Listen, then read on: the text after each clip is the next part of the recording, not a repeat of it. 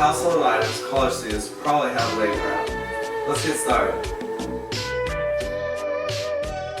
At certain points in this process, you'll be working with sharp or hot objects that could result in bodily harm if mishandled. Make sure to keep an eye out for safety warnings during the video.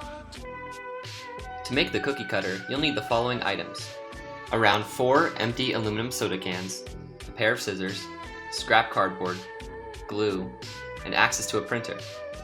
Optional items that may make the process easier are pliers and a butter knife. Step 1. To begin, print out an image of the Cal Poly logo. This will be our reference for the cookie cutter. Remember to size it appropriately. Roughly 3 or 4 inches tall should be perfect. Caution: scissors can cause serious injury. Keep pointed away from yourself and others, and keep your fingers away from the cutting edge. Cut out the logo.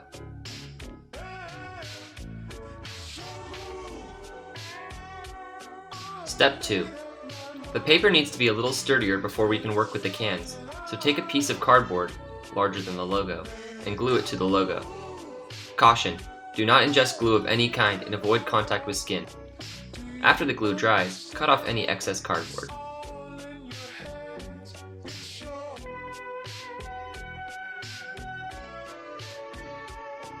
Step 3.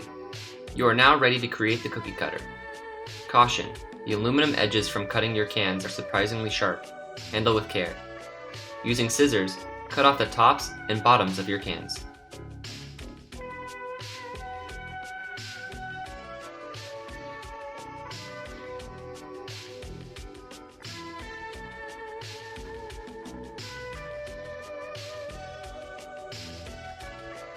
Step 4. After cutting the ends off, fold the strip in half hot dog style and trim the ends evenly. It is recommended to create 1 or 2 strips, in case you need more later. Feel free to use something like a butter knife to create a crease in the fold. Remember to cut off the jagged edges with the scissors. Step 5. Using the logo as a template, bend the strip of aluminum into shape. You can use the edge of a counter, pliers, or a butter knife to help create the folds. Keep bending the aluminum around the template until you either run out of aluminum or complete the template.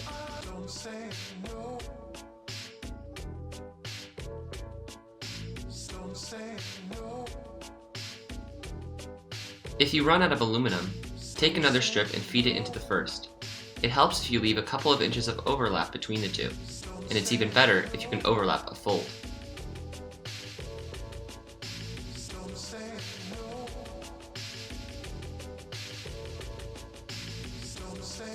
When you're done folding the strip around the template, tuck the ends of the aluminum into each other, very similar to the process for connecting 2 strips together.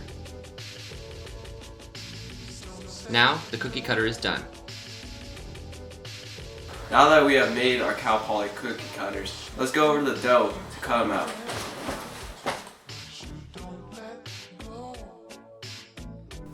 To make the cookies, you will need the following materials: sugar cookie dough, green and yellow food coloring, white frosting, aluminum foil, a baking pan, 2 plastic bags, and your cookie cutter.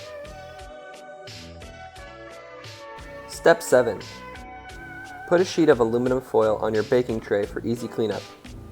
You can also put some non-stick spray on to make the process easier. Step 8. Before continuing, wash your hands and make sure all surfaces you use are clean. Using a countertop or cutting board, spread out the cookie dough to your desired thickness. You can use a rolling pin or your hands to do this. Step 9. At this point, preheat your oven to 350 degrees Fahrenheit. Caution: use a towel or oven mitt when touching hot surfaces to avoid burns. Using your cookie cutter, cut out your cookies and place them on the baking pan. Place cookies at least 1 inch or 2 away from each other. When your oven is hot, place your cookies in for 11 minutes or until golden brown.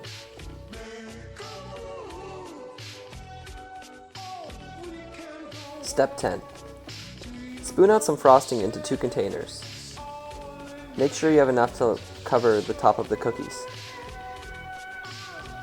Use 3 to 5 drops of food coloring and mix to create green and yellow frosting.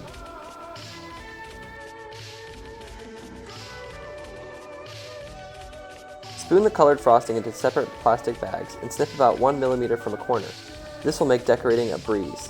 Set the frosting to the side for now. Step 11. When your cookies are done baking, you may find that they have expanded. If this happens, simply use your cookie cutter again to reshape them. This should be done quickly when the cookies are still soft. Just press your cookie cutter into the cookie. Step 12. Now you'll need the frosting you set aside earlier. Use a butter knife or the bags of frosting to decorate your cookies. For these cookies, we will be using the yellow frosting with a green frosting outline.